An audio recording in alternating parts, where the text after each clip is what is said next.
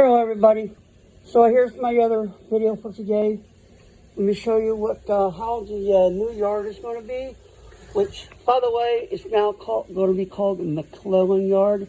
I had it named Yard C, but I'm changing the name of the yard. So anyway, here's a pretty much an overdraft of it. Every square is a half a square foot.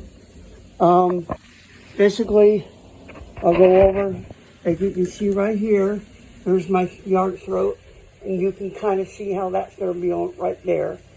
So it's going to come over here, and you'll come this way. It's going to be 7 tracks wide.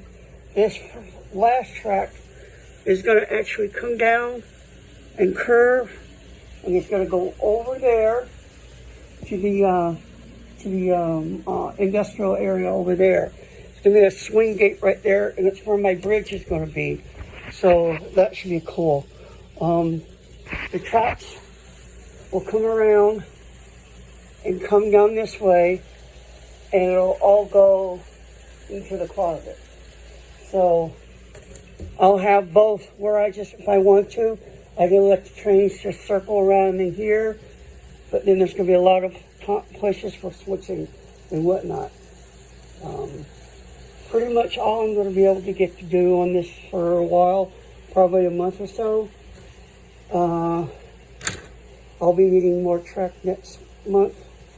Once I get certain paintings done, I'll use those money from those paintings to buy the track and whatnot for the yard.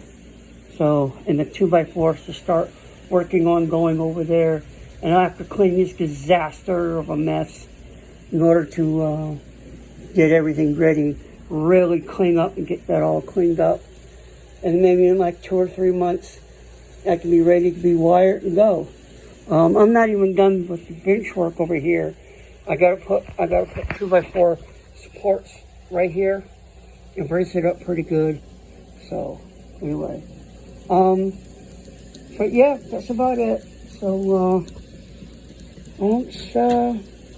about covers it. So anyway, happy model railroading. Peace out.